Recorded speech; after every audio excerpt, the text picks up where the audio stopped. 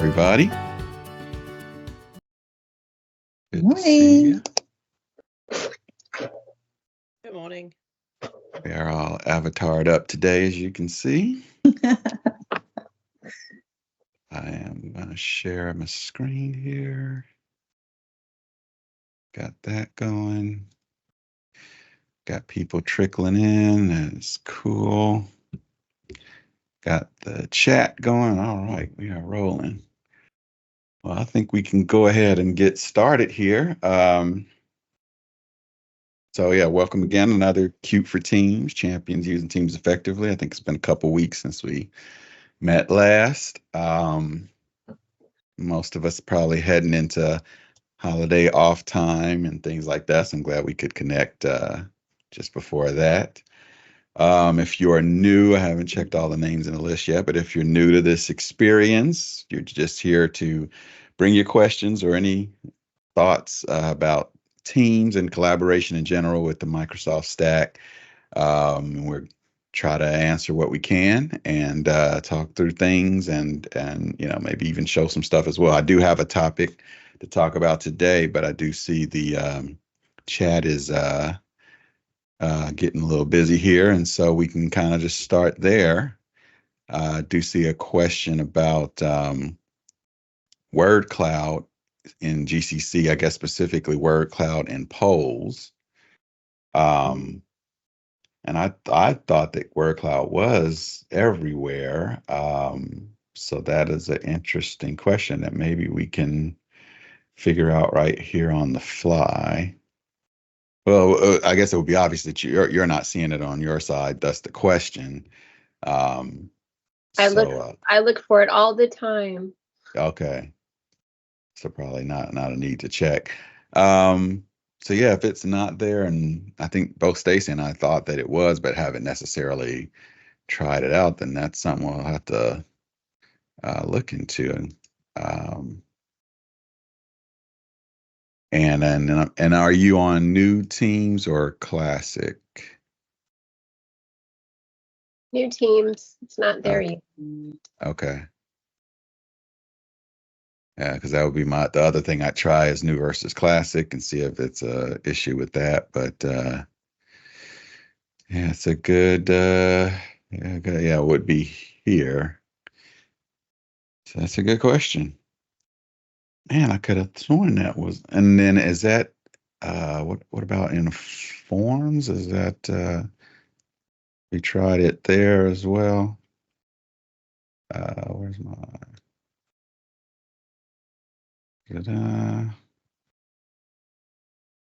oh, same thing. Interesting. It's possible that I'm not crazy and I did see it, and then it has since gone away for some reason. But yeah, it's an interesting one. I'll have to look into that. And so for those, in the chat, just put a image. So if you are out there wondering what a word cloud is, you can see it in the image there in the chat for the sake of the recording. Basically a poll where as people start answering, then the most popular answers are the biggest words in the cloud and so forth. So again, just a 10-second what is a word cloud kind of thing there. But yeah, we'll have to see what's up with that. I thought it was there, but clearly it's not. So yeah, not sure about that one. Let's see. Yeah, I'll keep digging across. I'm looking in several different places where I can usually find some sort of response on GCC related deliveries, and I'm not seeing it directly there. So I might have to ping a project group or product group and see what they say. But I'm happy to take that on.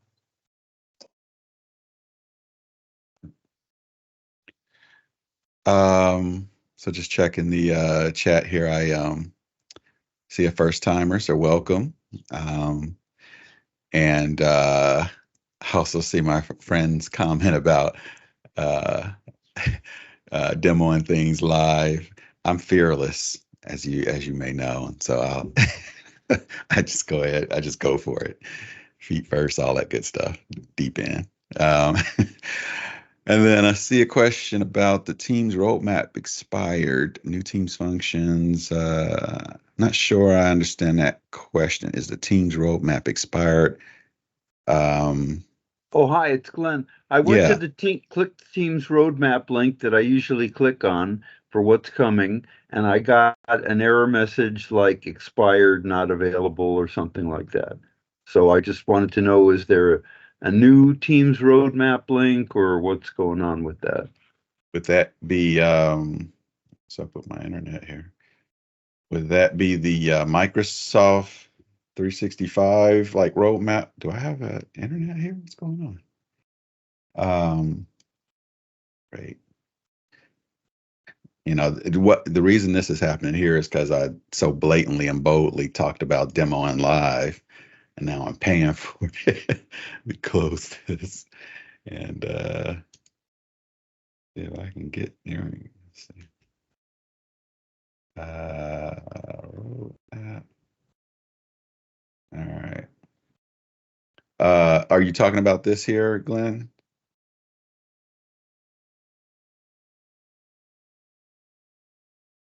I don't have the link quickly available, but there was like a Teams roadmap that had constant new functions coming every month, or saying you're going to get this in 6 months, or stuff like that. No, it did not look like that. Okay. I wonder, Staci, if that's the one you used to help put together. Yeah, it could be that you're referring to a deck that unfortunately is no longer managed. We were leaning on the Microsoft Admin Center and messages that were posted there, and this roadmap for our source of content for that deck.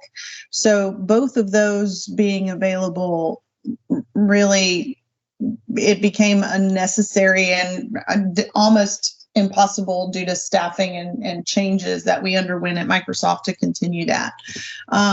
But those sources for that are available should you have the Microsoft Admin Center as part of your role and your participation with Microsoft. Then you have all of the information that went into that deck initially. So I don't know if that's the source that you're referring to, Glenn, but I know that the content is still out there by combining the admin center messages pertaining to Teams and the roadmap. Okay, I don't think I have access to the admin center. Is that for everybody, or do you have a link for that? Or yeah, so this is the admin center we're looking at, and you're right, it is just the tenant admin, so it's probably a small set of people. Now, what sometimes happens in the orgs is those admins will make an attempt to continue to push out the info that they get. There it was, message center. In fact, there's even some ability, if I can find it here, to kind of add there's a place to add a email address, or multiple email addresses. Some people will add distribution lists so that these posts kind of come out. But all that being said, yes, this is kind of one of the most definitive places to figure out what's coming specifically to your tenant and when. And so you'll open those up and get, the details including how will this affect your org, what you need to do to prepare, when will it happen, those kind of things. So not being an admin, one approach is to just ask your admins about any particular feature you're interested in. They should be able to go in here and do a search and find that. In fact, see if this, to find something about that feature and then forward it to you. They can I think there's a share button there that they can get that to you. So yes, your tenant has this info, but you as a non-admin don't have easy access to it, but it is there. So that's what we're talking about, between this here and then the public information that is available in the roadmap. These would be your two definitive places, and where's the main sources of info for that old PowerPoint or presentation that we used to put out on roadmap stuff. Okay, thank you. Yep. And my other question was, I'm going to be receiving access to the new teams next week. And is this, do you have a ballpark idea? Is there a huge amount of changes or very few changes? Do I have to like plan training classes, or can I just say to people, click on this, here it is, figure it out? So I wouldn't use that. Was actually one of the things I was gonna talk about is one of the specific changes. I wouldn't use the word huge changes, but there are a few, and I think we talked about them a little last time too, in terms of one being better performance. I mean, this is built to use less resources and perform better. That's not something you can see when you're looking at it, but hopefully you can experience it, especially if you've got users who in the past have complained about what we now call Teams Classic being maybe a memory hog or something like that. They should see less resources being used with this new Teams client. I will say, that in my GCC environment, I never did actually get a toggle there. When I looked into it, the requirement one is that your classic version be at a certain level, which I realized mine was not. And so instead of trying to figure out how to force my client to get up to that version, and I don't know if other users can do this if you haven't seen it yet, but I just went to the download spot, the public download spot for the Teams client, and just grabbed that. And again, I'm in a GCC environment, GCC login. It was happy to use that. So depending on your configuration in your org, that may be a way to get the new client. Some orgs may be controlling what you can and can't install. So all that being said, though, I'm with my GCC account here and on the new team. So we are looking at that as opposed to me having to switch over to my commercial tenant like I've done in the past. In terms of new stuff, some of the things I think I mentioned last session, the chat experience and the ability to open up chats in new windows. I think just last time I did talk about this is to me a very small change, but there is a people app for managing your contacts versus the drop down in the classic chat where contacts used to be. A little bit of polish on some of the UI aspects. In the settings, as you may have noticed, for instance, you may be used to a check for updates button here in Classic Teams. Now it's really about going to About Teams, and it pretty much updates itself. Most of the time, you don't have that check for, I guess maybe actually going to About Teams might be the same as a check for updates. Very rarely have I have seen some points where I've come in and it actually has a ready to update or something button up here. So the update experience is a little different. I'm seeing in the chat, folks have experienced some good performance there with the new client. So that's good. That was definitely a main reason why the new client was being built. And then, and Staci, you think of some others that I'm not calling out, let me know. But the other big one, and it could be very big depending on how you use Teams, and that was what I was going to talk about, is the concept of the tenant switching and really just using multiple accounts in general. So, one, this ability to add other accounts, like this is a work account here. I could add another work account, and I believe, in my personal account, I'm not sure. I haven't tried that actually. I don't know if a personal account goes here too. But certainly, I guess so, because that looks like the sign in for that. But certainly, I like today in real life, I have 3 work accounts here that I can switch to, and what's game changing for anybody who has done tenant switching or had to switch between accounts is the speed with which it happens. It's almost pretty much instantaneous. And so what I'll show here is. So you may or may not be a guest in another account. If you are, you have that other guest tenant listed down here. And this was a little confusing because they're both called Contoso, but this Contoso is a commercial Contoso tenant that I'm a guest in. It would be much better if this said something else. Yours probably says like state of whatever, or your company name there. And then the guest, maybe some of you are guests in the Microsoft tenant based on your relationship with your account team or something. So in my case, so you have to kind of use your imagination, think of this saying some other name entirely. I'm going to switch to another tenant here, and I've clicked it and I'm there. That is pretty much instantaneous. Now, if you've ever done a tenant switching on classic teams, you will know that this is takes many seconds, enough seconds that you would get irritated if you're someone like me, and you will say, I wish I didn't have to do this kind of switching. You may even try tips like opening your other tenant in the browser and leaving that open because you don't want to switch. All of those kind of pain points. And so this is a game-changing big deal for those of us who were dealing with that issue. The ability to switch back and forth instantly is a pretty big deal. Not only that, the integration of those new tenants, it even goes beyond that. So let's say I'm going to switch to this other tenant. This is not my home tenant. This is a commercial tenant where I'm a guest. And then if you're paying attention, you can kind of see there's Ricardo, commercial Ricardo.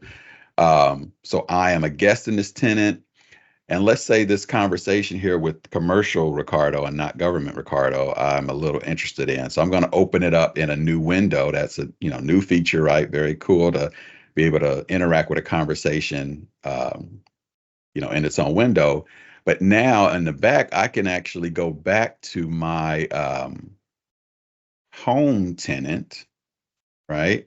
I'm now in my GCC tenant here in the main desktop app, but I still have commercial Contoso open as a window.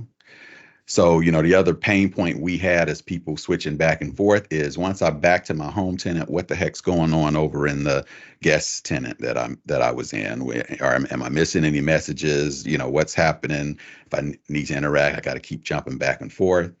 So this is game changing as well. I can continue to interact with and see the messages of this guest tenant here while still being in my main tenant. I think I've tried it. I think in the case of me with 3 tenants, I think I can have a window from all of them open. Team seems to have no issue with working with all these tenants these days. Outside of that, again, I mentioned that pain point of what's going on. Am I missing anything in the other tenants? This is what this window is about. And so I'm actually going to go to behind the scenes. You can't see me doing this, but I'm going over to my other tenant to make a little message here. I'm going to mention government Ricardo. And you'll see that it happened there. You see I got the pop-up there. And again, that's a pop-up of a message from another tenant. This isn't mind-shattering if you don't do a lot of switching. It's game-changing for those of us that do a lot of work in tenants. And then usually it will show up there too. I think it may be because I've already got the window open. But at the end of the day, this message becomes filled with things going on in your other tenants. And once you click it, you instantly go to that thing that happened. I'm going to try that one more time now that I got everything closed. Try that mention one more time on the commercial side. You see it popped up there. If I ignore it, I think it will show up in my there we go. I got the little one there. Activity in your other accounts and orgs.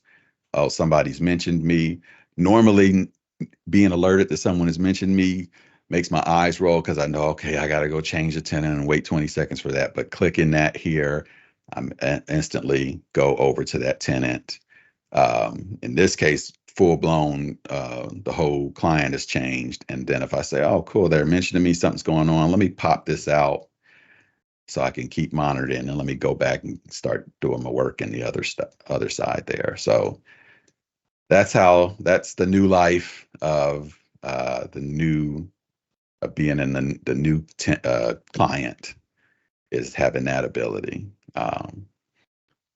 So if there is anybody that is not familiar with this life of having multiple tenants, I will at least say this is the life that occurs when you are added or add someone to one of your teams as a guest. Add member, it's somebody at gmail.com, and then you're adding them as a guest.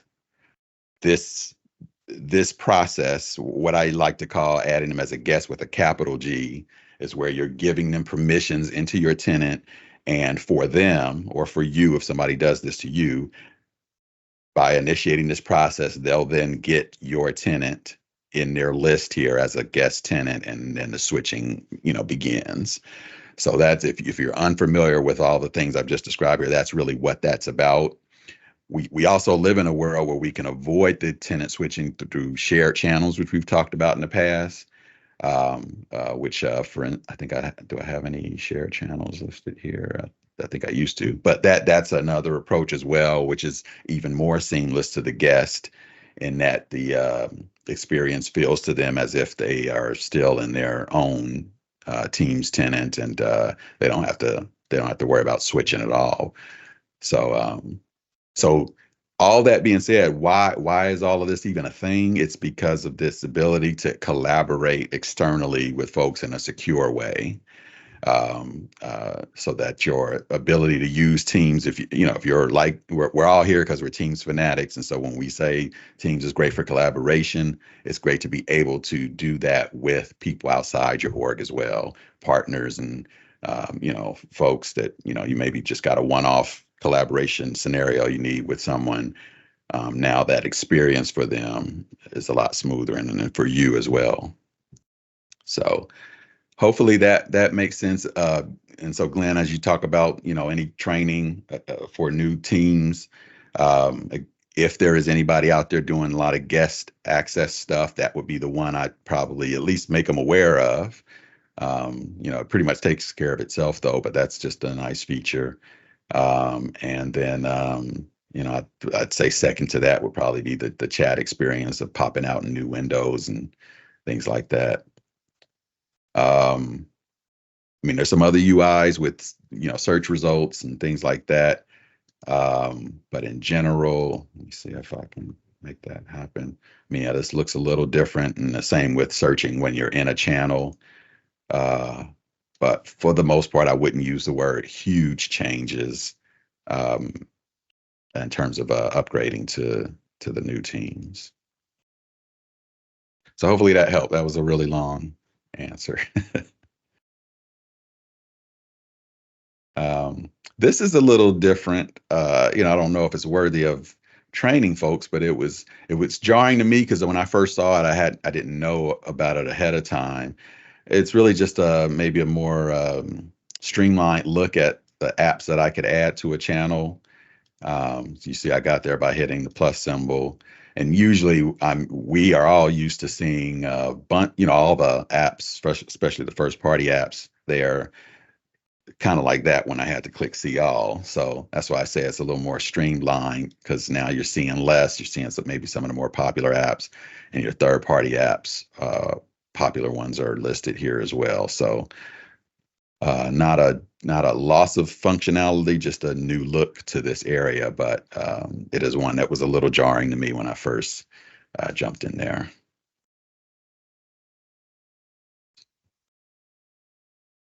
Some good stuff there. Trying to think if I could think of any other changes. Can't think of any others. Yeah, hi, it's Glenn. Yeah, thank you very much. I just asked because whenever Microsoft announces a new release, we get nervous. Is this going to be a big change or a small change? How should we prepare for it? And we kind of want to get ahead of the game before it actually rolls out to the users, so that we can be a interface to facilitate the new functions for them. So thank you. Gotcha. Yep. Indeed. Any other questions in chat, or anybody want to come off mute with any questions or comments, especially if you've got a comment about any of the of your use of new teams, good or bad. We're Staci and I are definitely okay with hearing the bad too. So any comments that you may have on your use of new teams? I personally have liked it. I mean that conversation in its own window thing is just a big deal for me, just based on the way I work.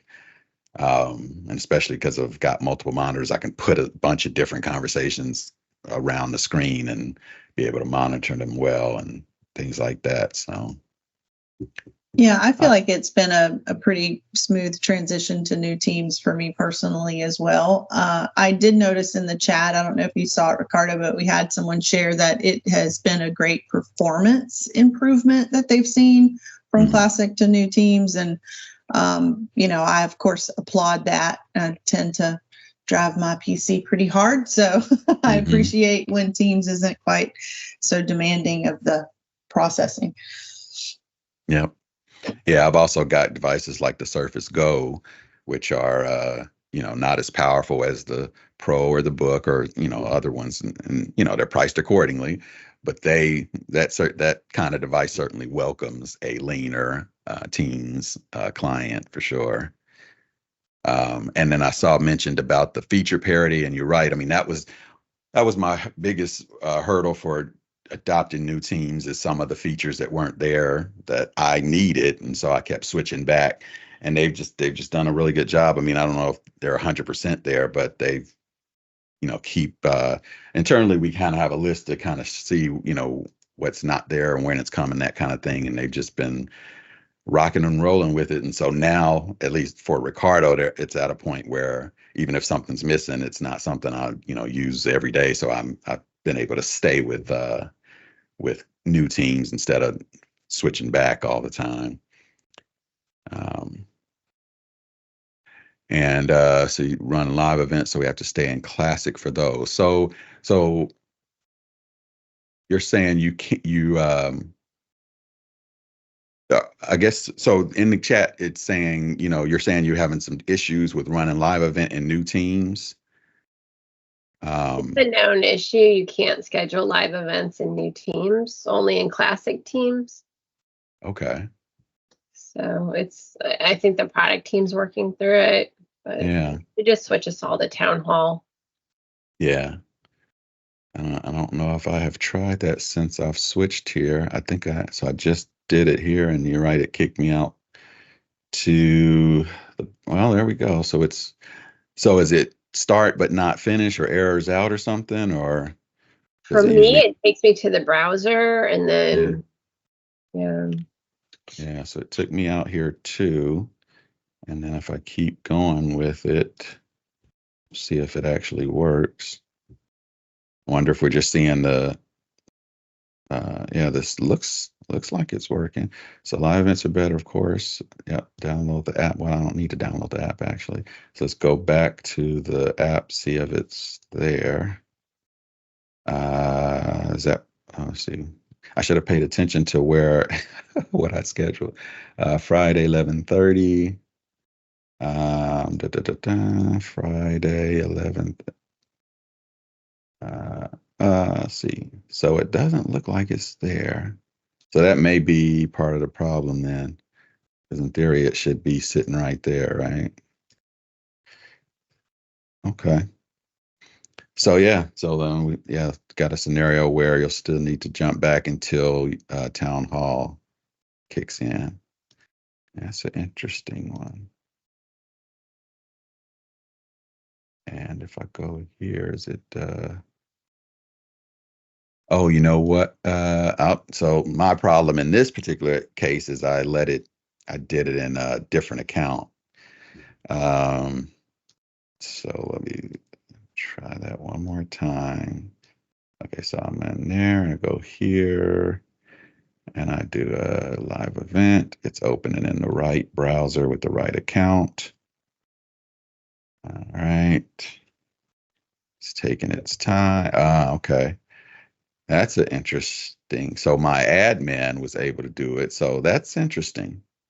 Not that so it's kind of telling me I can do it, but only if you enable it. And so that one's a new one for me. So somewhere on the back end is allow live events in new teams, I guess, that I need to look into. That one is interesting. All right. Well, let me have to try that one more time because I might have been in my guest account. Live event. And the problem there was I was logged into a guest account, and that's where that issue came from. I'm literally hitting all the wrong options here, but let's keep going with this. So Friday, 12 o'clock. Let's see if it shows up over here. Nothing yet. There we go. Friday, 12 o'clock. There's my live event. Open this guy up.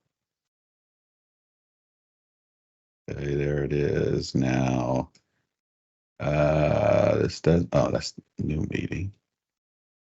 Join. Come on.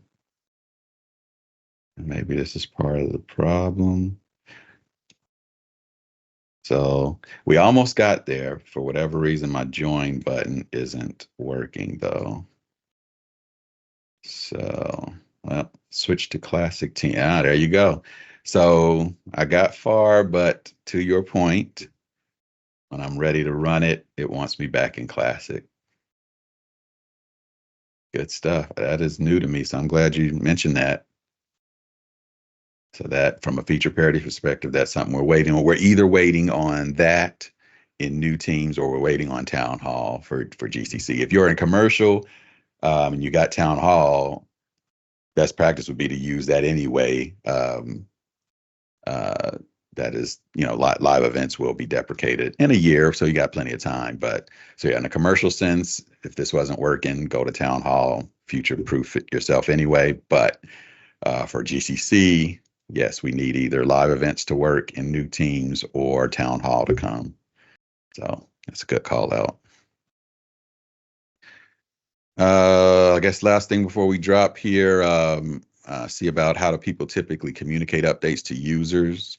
And that may be a question for the group in general. So if you want to pop your comments into the chat, but a virtual demo meeting that's recorded seems easiest, but we still get users who want a tangible quick guide or some other type of deliverable. One thing I'd say there is I agree about the quick bite-sized training, whether it's a one-pager, like an infographic, or a 2-minute video or something like that. Those tend to be helpful, and in fact, that's the approach that gets used often. If you go to support, Microsoft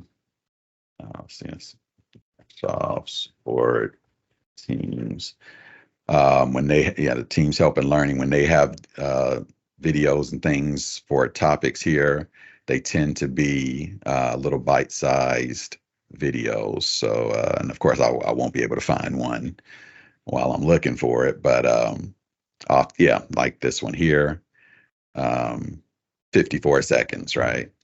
So I am a proponent of those too. If you can make videos for your end users, that's great. Keep them short. Even if it's a document, keep it short, keep it one page or things like that. Good stuff. All right.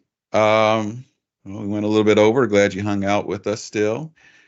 We'll keep this going. I think the next date is based on the holidays will be, I think, January 8th, I think. Well, as always, it'll be on the website. I'm trying to look at my calendar real quick. And I think January 5th, actually.